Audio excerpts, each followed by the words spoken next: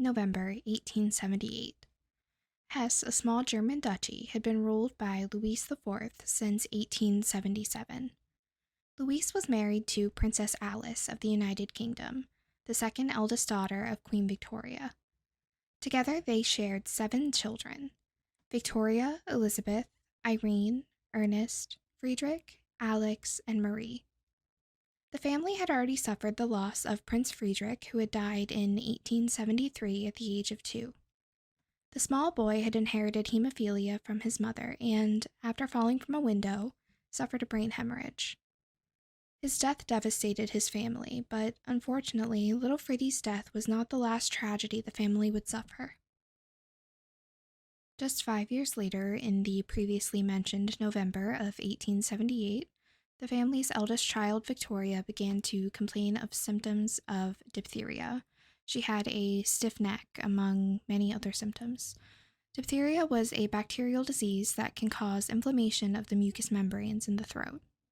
This disease was highly contagious, and within days of Victoria being diagnosed, Alex and Marie were already showing signs. The 2 girls fell sick, followed by the rest of the family, excluding Elizabeth and Alice. Alice stayed close to nurse the family back to health, and Elizabeth, or Ella as she was called by the family, was sent away to stay with loved ones. Alex's condition worsened. The young child struggled to breathe as mucous membranes continued to thicken and block her airway. Luckily, Alex's condition, while serious, did not continue to worsen after treatment with medication and steam. The same cannot be said, however, for the youngest member of the family. Marie died on November 16th.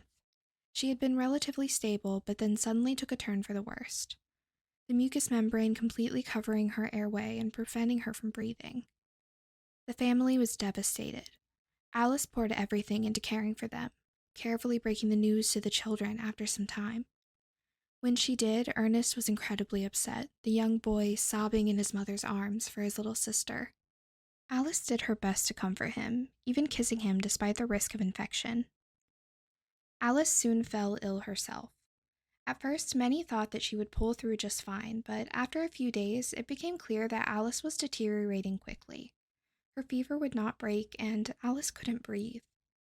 On December 18th, she too died and plunged the family even deeper into grief. Alice would be the family's last victim of 1878, but her and Marie's deaths would forever change the Hessian royal family.